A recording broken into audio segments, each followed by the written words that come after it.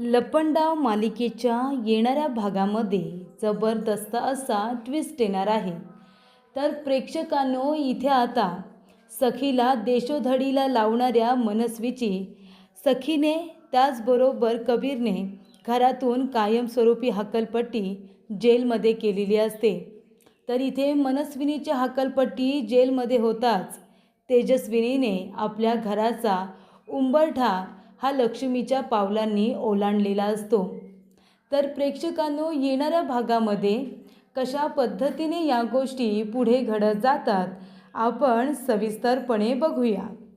प्रेक्षकांनो, इथे आता सखीबरोबर जी व्यक्ती राहते, जी बाई राहते, ती तेजस्विनी नसून मनस्विनी आहे, सरकार आहे, हा विश्वास कान्हाला असतो। कान्हा सारखा सखीला तेच सांगण्याचा प्रयत्न करत असतो की तू ज्या व्यक्तीबरोबर राहतेस ती व्यक्ती दुसरी तिसरी कोणी नसून ती सरकार आहे, तुझी आई तेजस्विनी नाही। तरीसुद्धा ती ऐकायला तयार नसते। तेव्हा तो तिला म्हणतो, तू हवं तर तिचे डोळे चेक कर।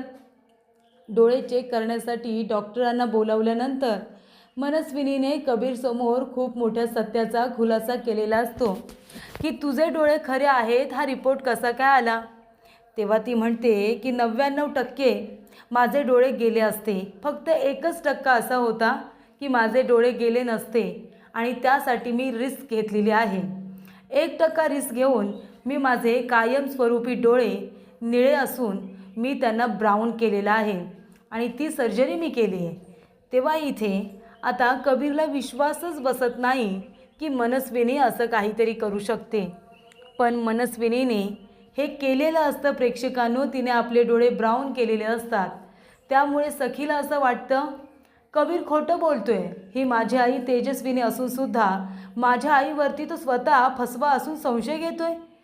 तेव्हा इथे ती कबीरला मनस्विनीच्या सांगण्यावरूनच एका दिवसात डिवोर्स द्यायला तयार होते।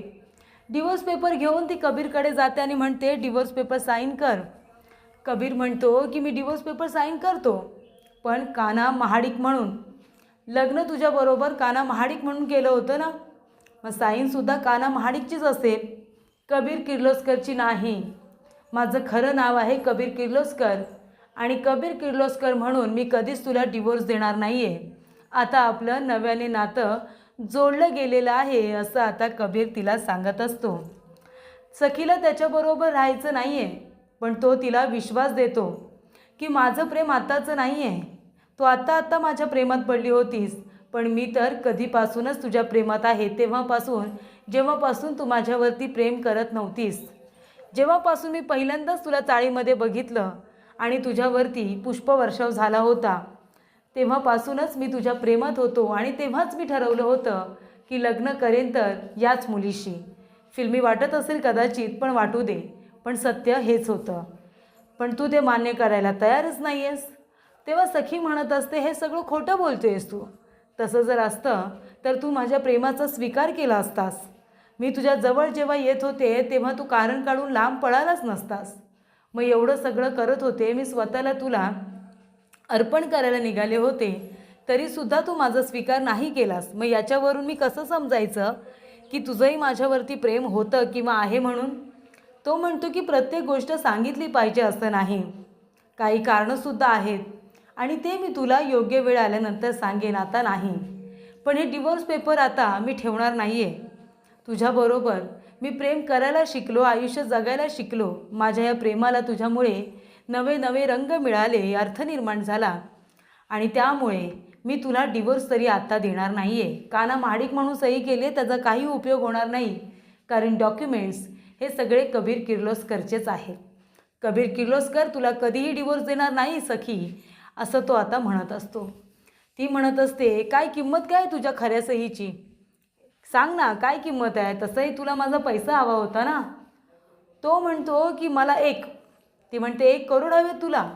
तो म्हणतो 1 महिना हवा आहे, 1 महिना दे मला स्वतःला सिद्ध करायला, त्याच्यामध्ये तुला कळेल की तुझं माझ्यावरती प्रेम आहे की नाही आणि त्याचबरोबर माझं तुझ्यावरती प्रेम आहे की नाही, की मी तुला फक्त फसवत होतो हे सुद्धा तुला कळेल। फक्त 1 महिना दे, तोपर्यंत हे डिवोर्स पेपर काय करायचे, फाडून टाकायचे। तसंही आपण कोर्टात गेलो तर आपल्याला जज साहेब काय सांगतील, 6 महिने आपल्याला एकत्र राहावं लागेल. ते तुला मान्य आहे का? ती म्हणते अजिबात नाही, मी एक क्षणसुद्धा तुझ्याबरोबर थांबणार नाही आहे. तो म्हणतो ठीक आहे, मग 6 महिने एकत्र राहायचं नसेल तर 1 महिना दे. 1 महिन्यामध्ये जर तुला असं नाही वाटलं की तुझं माझ्यावरती प्रेम आहे, तर मग आपण 1 महिन्यानंतर इथेच भेटायचं. डिवोर्स पेपर मी घेऊन येईन, मी त्याच्यावरती सही करेन, तूसुद्धा तुला वाटलं तर सही कर. ती म्हणते लगेच सही करेन. तो म्हणतो ठीक आहे, लगेच लगेच म्हणू नकोस, 1 महिना आहे तुझ्याकडे विचार करायला, तू सही करशील, मग आपण आनंदाने फास्ट ट्रॅकमध्ये डिवोर्स घेऊ हवं तर, लवकरात लवकर, पण आता 1 महिना द्यावा लागेल. सखी म्हणते बरं बाबा ठीक आहे ठीक आहे, घे 1 महिना. 1 महिन्यानंतरसुद्धा माझं उत्तर हेच असेल की मला तुझ्याबरोबर राहायचं नाही आहे. त्यानंतर सखी येते घरी, मनस्विनीला सांगते की कान्हा मला डिवोर्स द्यायला तयार नाही आहे, त्याने 1 महिना मागितला आहे, त्याने खोटी सही केलेली कान्हा महाडिक, आणि त्यामुळे डिवोर्स पेपर त्याने फाडले. 1 महिना आपल्याला वेट करावा लागेल, 1 महिन्यानंतर तो मला डिवोर्स देणार आहे, नाहीतर 6 महिने मला त्याच्याबरोबर राहावं लागेल कोर्टाच्या आदेशानुसार. मनस्विनी म्हणते अरे देवा, ही 7.5 कधी जाणार आहे? आणि तेवढ्यात तिथे आलेली असते नंदा मावशी. नंदा मावशीला बघून ती खूपच जास्त घाबरते, कारण मनस्विनीच्या विरोधामध्ये नंदा मावशीकडे खूप पुरावे असतात, खूप जास्त, आणि त्यामुळे नंदा मावशी तिला आता ब्लॅकमेल करेल या गोष्टीची तिला बरोबर भीती असते. तेव्हा नंदा मावशी येते, टोमणे टामणे मारते, त्यानंतर तिला तिची खोली दाखवली जाते. तेव्हा इथे सखी म्हणत असते की आई, ही प्रॉपर्टी तुला हवी आहे ना? कारण मनस्विनी काय म्हणते, अक्षय तृतीयेच्या दिवशी तू माझ्या नावावरती सगळी ही प्रॉपर्टी करणार होतीस, पण इथे अक्षय तृतीयेला ही प्रॉपर्टी तू माझ्या नावावरती नाही केलीस. ती म्हणते कारण मला खूप मोठा धक्का बसला होता, या धक्क्यातून मला स्वतःलाच बाहेर यायला वेळ हवा होता. अगं ही प्रॉपर्टी तुझीच आहे, सगळं काही तुझंच आहे, मी तुलाच ते देणार आहे, मला काही नको. तुझ्या नावावर काय असू दे, माझ्या नावावरती काय असू दे, पण फक्त 1 महिना थांबशील, मी 1 महिन्यानंतर सगळं काही तुझ्या नावावरती करून मोकळी होईन. तेव्हा इथे पुन्हा ती म्हणत असते की माझा तुझ्यावरती विश्वास आहे सखी, पण मला माझ्यावरती विश्वास नाही आहे. माझ्या नवऱ्याची संपत्ती आहे ही, त्याच्या नावावरची प्रॉपर्टी कधीतरी माझ्या नावावरती होईल की नाही अशी भीती मला होती, पण असू दे, माझ्या मुलीच्या नावावरती झाली आहे ना, काहीच हरकत नाही, मला आनंदच आहे. तेव्हा इथे मदर्स डे असतो. सखीला वाटत असतं की मदर्स डेच्या निमित्ताने मला माझ्या आईला काहीतरी गिफ्ट द्यायला हवं, आणि म्हणून ती म्हणते की आई आज मदर्स डे आहे, आणि म्हणून आज मला तुला एक गिफ्ट द्यायचं आहे, जे तुला हवं आहे ते द्यायचं आहे. ती म्हणते काय देणार आहेस तू बाळा मला? सखी म्हणते की आज मी तुला संपूर्ण प्रॉपर्टी तुझ्या नावावरती करते, हे घे. सगळीच्या सगळी प्रॉपर्टी मदर्स डे निमित्ताने तुझ्या नावावरती केली आहे मी.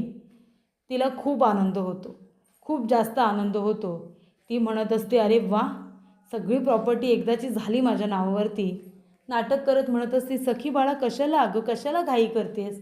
ती म्हणते नाही आई, तुझ्यापेक्षा महत्त्वाचं माझ्यासाठी काहीच नाही आहे, सगळी प्रॉपर्टी तुझी आहे. तेव्हा इथे मनस्विनी आता सही केल्यानंतर सखी फोनवरती बोलतच बाहेर जाते.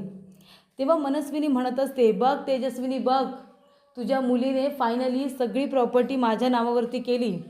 आता बघ सगळ्यांना कशी देशोधडीला लावते, अन्नाच्या एका कणासाठी, पाण्याच्या एका थेंबासाठी कशी तरसवते ना त्यांना, ते बघस तू. तोपर्यंत मनस्विनी ही एका गावामध्ये, एका गावातल्या घरामध्ये आहे, पोलिसांना समजलेलं असतं. जंगलामध्ये पडल्यानंतर ते मनस्विनी हिने धक्का दिल्यानंतर तेजस्विनी एका गृहस्थांना सापडलेली असते. नवरा बायकोला सापडल्यानंतर ते तेजस्विनीला घेऊन येतात, तिला खाट्यावरती झोपवलेलं असतं, तिच्यावरती वैद्यकीय सगळे उपचार आता सुरू असतात, आणि ही बातमी आता पोलिसांना समजलेली असते. पोलिसांनी इथे आता तपास केल्यानंतर तेजस्विनी एका गावाखेड्यामध्ये आहे हे समजताच त्यांनी शोध घ्यायला सुरुवात केलेली असते, आणि ही बातमी कबीर किर्लोस्करला सांगण्यात आलेली असते. तेव्हा कबीर लगेच सखीला फोन करतो आणि म्हणतो जिथे असाल तिथून आता लवकर या, कुणाला काही सांगू नका. आणि तेव्हा कबीर सखीला घेतो आणि पोलिसांनी सांगितलेल्या ॲड्रेसवरती जाऊन पोचतो. तर त्या गावामध्ये तेजस्विनी आता एका खाटेवरती असते. तिला खूप लागलेलं असतं, खूप रक्त गेलेलं असतं, तिला गरज असते ती हॉस्पिटलची. इथे आता योग्य उपचारांची तिला गरज असते. आणि तेव्हा इथे सखी आणि कबीर दोघेजणं तिथे पोचलेले असतात. तर ती असते तेजस्विनी. तिच्या अंगावरती तीच साडी असते ज्या वेळेला तिला त्या साडीवरती मनस्विनीने धक्का देण्यात आलेला असतो. तिला बघितल्यानंतर सखीच्या पायाखालची जमीनच सरकते, कारण सखीला बघितल्यानंतर तेजस्विनी एकदाच म्हणते की सखी माझं बाळ. आणि त्या मायेच्या शब्दामध्ये, त्या मायेच्या स्पर्शामध्ये तिला आपलं आई पण जाणवतं. आणि मग कबीर तिला तिथून घेतो आणि लगेचच तिला हॉस्पिटलला घेऊन जातो. हॉस्पिटलमध्ये तिला ॲडमिट केलं जातं, तिच्यावरती सगळे उपचार केले जातात, तिला ब्लड दिलं जातं.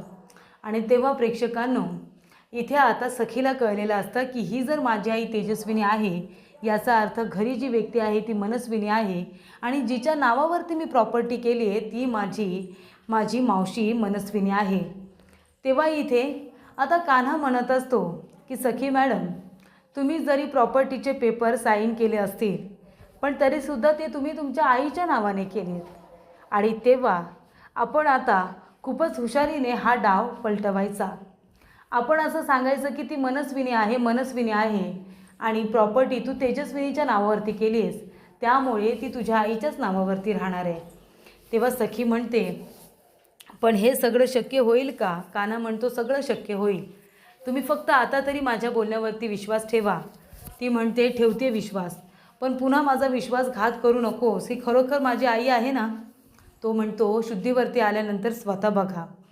तेव्हा इथे आता तेजस्विनी शुद्धीवरती आल्यानंतर सखीला बघते आणि म्हणते सखी बाळा, कशी आहेस तू? त्या मनस्विनीने तुला त्रास तर दिला नाही ना बाळा? तिने मला धोका दिला, तिने मला दरीमध्ये धक्का दिला, तिने मला पाळलं. कबीरने मला वाचवण्याचा प्रयत्न केला असेल पण मी वाचले नाही.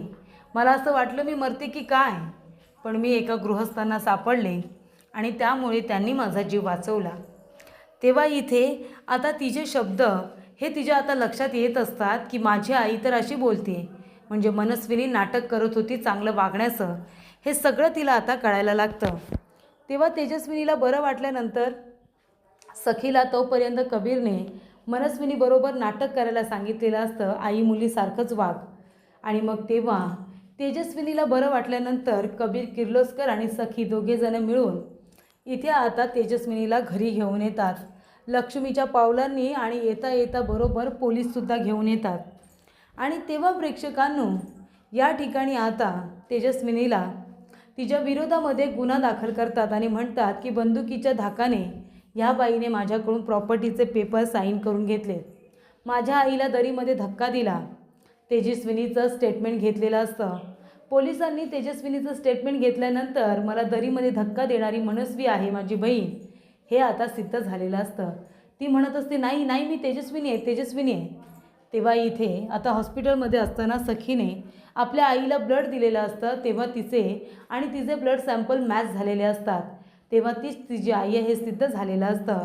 आणि तेव्हा सखी म्हणते की आत्ताच्या आता ह्या बाईला अरेस्ट करा, हिने फसवून प्रॉपर्टीच्या पेपरवरती माझ्या सह्या घेतलेल्या आहेत. आणि त्यामुळे प्रेक्षकांनो, खूपच हुशारीने कान्हाने सखीच्या समोर मनस्विनीचं सत्य आणलेलं असतं. आणि तेव्हा इथे एका बाजूने आता तेजस्विनी पुन्हा एकदा जिव्हाळ्यामध्ये परत आलेली असते. घरामध्ये लक्ष्मीच्या पावलांनी गृहप्रवेश करून ती आपल्या घरामध्ये येते, तर इथे आता मनस्विनी ही जेलमध्ये गेलेली असते. कबीरने मनस्विनीला जेलचा रस्ता दाखवलेला असतो आणि सखीच्या समोर तिचा खरा चेहरा आणलेला असतो.